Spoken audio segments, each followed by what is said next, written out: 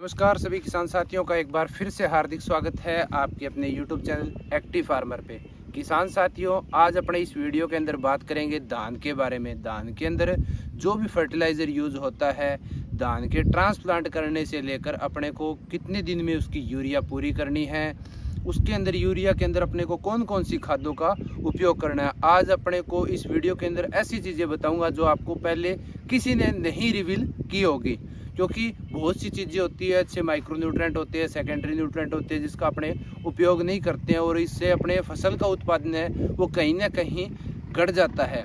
तो आपको मैं छोटी छोटी बारीकी से बताऊंगा। अभी पहली खाद के अंदर अपने को क्या डालना है, दूसरी खाद के अंदर क्या डालना है, तीसरी के अंदर क्या डालना है और चौथी के अंदर क्या डालना है, और कौन कौन से धान के अंदर कितने दिन में अपने को यूरिया पूरी करनी है। जो गैप रखना है यूरिया से दूसरी यूरिया में वो कितना रखना है, टोटली अपने इस वीडियो के अंदर चर्चा करेंगे। तो वीडियो आप पूरी देखना, वीडियो को स्किप मत करना। वीडियो अच्छी लगे तो अपने दूसरे किसान भाइयों तक भी साझा कर दे ताकि सभी किसान भाइयों तक एक अच्छी जानकारी है वो पहुंच सके।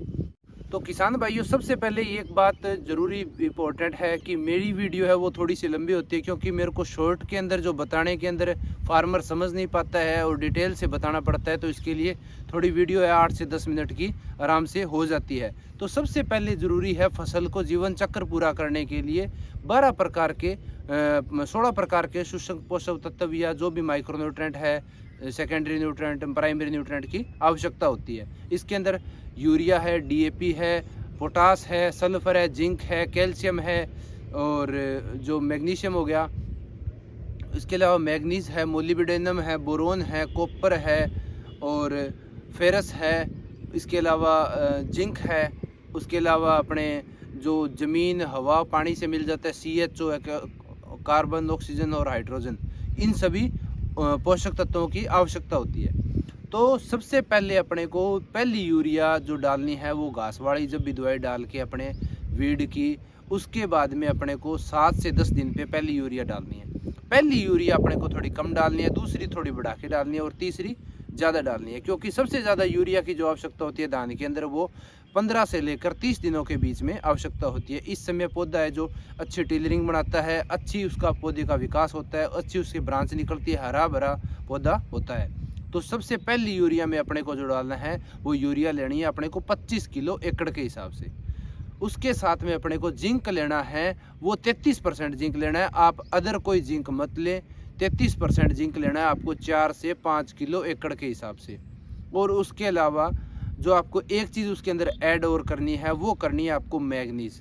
मैग्नीज से क्या होता है, फसल के अंदर जो भी मतलब उसको पकाने के लिए, उसके दाने के अंदर चमक आने के लिए और उसको स्ट्रेस से फ्री करने के लिए मैग्नीज का एक अच्छा रोल होता है। और एक मतलब मैग्नीज माइक्रोन्यूट्रेंट का रोल अदा करता है। तो अपने को ये तीनों चीज़ डालनी है।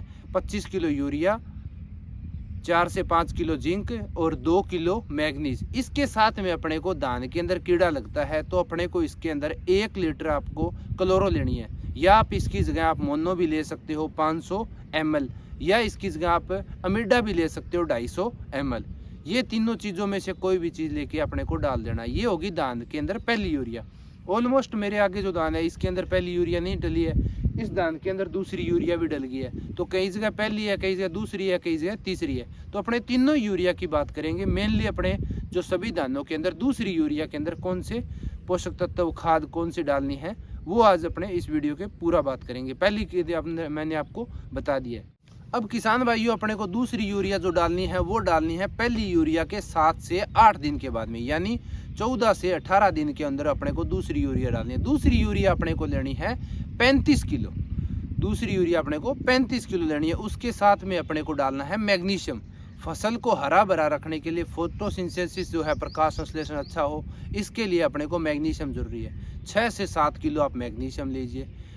और उसके इफ़को का इस बार सस्ता है मैग्नीशियम, आपको 22-25 रुपये आपको मैग्नीशियम मिल जाएगा। इसके साथ में आप फेरस जरूर डालना है अपने को। लो है जो धान के अंदर पीलापन आता है उसके लिए अपने को फेरस जरूरी है। फेरस डालना है आपको 5 किलो एकड़ के हिसाब से। उसके साथ में आपको मैं एक चीज़ ऐसी बता रहा हूँ जो आपको कोई किसान भाई या कोई दुकानदार नहीं बताएगा। चाहे एक अलग फॉर्मूला मान लो, मैंने बहुत से सोयल का जो है सोयल टेस्ट करवाया, उसके अंदर सभी किसानों के जो मिट्टी के अंदर मेनली जो पोषक तत्व की माइक्रोन्यूट्रेंट की आवश्यकता होती है वो होती है बोरोन की। आप ज़मीन के अंदर 500 ग्राम एकड़ के हिसाब से आपको बोरोन ज़रूर डालना है। 20% वाला बोरोन डाल दें। कई जगह अपने को बोरोन है जो वो ग्रेनुअल फॉर्म में मिल जाता है, वो मिलता है तो अच्छी बात है, नहीं तो आप 20% वाला बोरोन वो डाल सकते हैं।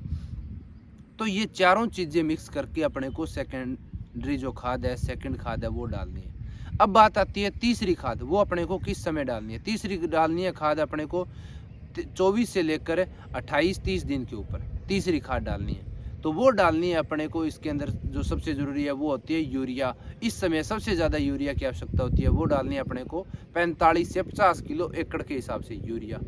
कैल्शियम नाइट्रेट, फसल को कैल्शियम की भी आवश्यकता होती है, तो वो आप 4 से 5 किलो कैल्शियम।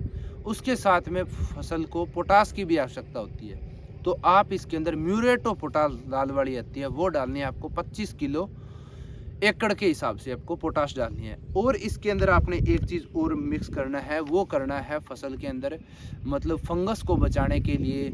अदर प्रकार की फंगस लग जाती है, पौधा सड़ने लग जाता है, तो उसके लिए अपने को जो डालना है धान के अंदर, जैसे बकाना है ये भी आ जाता है। इसके अंदर सबसे जो बेस्ट फंगिसाइड मैं मानता हूँ वो है रोको बायोस्टेड कंपनी का थायोफिनेट मिथाइल के नाम से।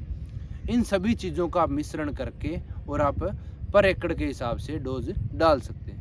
तो ये होगी अपनी तीसरी खाद। अब अपने बात करते हैं चौथी खाद। अब चौथी खाद जो अपने को डालनी है वो डालनी है अपने को 35 से लेकर 40 दिन में। जो अपना धान 16 बाण में है, 15 है, उसके अंदर अपने को 30-31 दिन 32 दिन पे यूरिया है वो पूरी कर देनी है। जो अपना धान 1401 है या PR 126 है, 114 है, उसके अंदर अपने 35 से 40 दिन तक अपनी यूरिया है वो पूरी करनी होती है। तो मेनली धान के अंदर जो एकड़ के हिसाब से यूरिया की बात करें वो 100 से 110 किलो 20 किलो होती है आवश्यकता, वो अपने ने पूरी कर दी। अब अपने इस समय ज़मीन के अंदर कीड़ा भी लगेगा, इस समय जो अपने को दिक्कत आएगी भी फसल पूरी ग्रोथ भी अच्छी करे, उसके लिए अपने को और क्या डालना है, तो वो डालना है अपने को उसके अंदर माइक्रोराइजा। आप टाटा का रैली गोल्ड लीजिए या आप T10 का भी ले सकते हैं, मल्टीप्लेक्स का भी ले सकते हैं, आप IPL का भी ले सकते हैं। अच्छी कंपनियों का माइक्रोराइजा आता है, वो आप लेना है आपको 4 किलो एकड़ के हिसाब से। माइक्रोराइजा क्या करेगा, मेनली सोयल के अंदर अपने जो फास्फोरस है वो पौधों को उपलब्ध कराएगा, उसके साथ साथ अदर भी जो न्यूट्रेंट है वो भी क्या करके फसल को उपलब्ध कराएगा। तो इसके लिए अपने को माइक्रोराइजा डालना है। उसके साथ में अपने को डालना है एक, इस समय यूरिया के साथ में नहीं डालना, आप यूरिया पूरी कर दी, उसके बाद में अपने को इसके अंदर जो कीटनाशक है ग्रेनुअल वो डालना है, ताकि अपनी 60 दिन तक अपने इसके अंदर जो सुंडी है वो पड़ती है, गोब की सुंडी है वो न पड़े, पत्ता लपेट ना आए। तो इसके लिए अपने को इसके अंदर फर्टेरा है या आप रिजेंट डाल सकते हैं या विरटाको है वो डाल सकते हैं। विरटाको की डोज 2.5 किलो पर एकड़ के हिसाब से है, और फर्टेरा और रिजेंट अल्ट्रा आती है, उसकी जो डोज है वो 4 किलो एकड़ के हिसाब से है। सुपर में कुछ सुपर लेकर वो डाल सकते हैं, या इसके अंदर अपने को इसके अंदर जो मिट्टी में मिला के भी अपने अच्छी तरह इसको डाल सकते हैं। एक चीज़ याद रखनी है, अब इसके अंदर अपने को सल्फर नहीं डालने, क्योंकि अपनों ने जिंक डाला उसके अंदर सल्फर थी, मैग्नीशियम डाला उसके अंदर सल्फर थी, फेरस डाला उसके अंदर सल्फर थी, सुपर डाला उसके अंदर सल्फर थी, मैग्नीज डाला उसके अंदर सल्फर थी। तो अपने को अलग से सल्फर की कोई आवश्यकता नहीं होती है। मेनली अपनों ने इस फसल के अंदर इस टोटली चारों खाद के अंदर अपने 13 से 14 जो पोषक तत्व है वो अपने पूरा कर दिया। अब अपने को बाद में जो स्प्रे करना है वो करना है अपने को चिलेटेड जिंक का, चिलेटेड जो इसके अंदर फेरस का, कुछ मैग्नीज भी लेना है चिलेटेड, मैग्नीशियम, और इस तरह से अपने बोरोन भी लेंगे। ये 4-5 चीज़ों का मिश्रण मिला के अपने को बाद के अंदर इसके अंदर स्प्रे करना है न्यूट्रेंट का, जो कि अपने अच्छी ग्रोथ के लिए, अच्छा फैलाव हो, अच्छा पौधा बनाए, अच्छा शाखा निकले इसके लिए। तो किसान भाइयों, अपने कौन कौन सी जो खाद डालनी थी मैंने सभी आपको डिटेल से 1 बाय 1 आपको वीडियो के अंदर बताया है। वीडियो अच्छी लगे तो दूसरे किसान भाइयों तक शेयर भी कर दे, ताकि सभी किसान भाइयों तक एक अच्छी जानकारी है वो पहुंच सके। आप कंपनी है वो माइक्रोराइजा के अंदर मैंने आपको अलग अलग बता दिया। जो भी अदर अपने डाल रहे हैं, रिजेंट है, बायर की है, विटाको है वो सिजेंटा की है, फर्टेरा है FMC की है, आप ब्रांड लीजिए ताकि आपको अच्छा एक रिजल्ट है वो मिल सके। तो किसान भाइयों, वीडियो अच्छी लगे तो दूसरे किसान भाइयों तक शेयर कर दें, और आपने हमारे चैनल को सब्सक्राइब नहीं किया, चैनल को सब्सक्राइब कर दें, पास लगे बेल आइकन के बटन को भी दबा दें, ताकि हम जब भी वीडियो अपलोड करें तो आपको नोटिफिकेशन उसका मिल जाए। मिलते हैं किसान भाइयों नेक्स्ट वीडियो में, तब तक के लिए जय जवान जय किसान।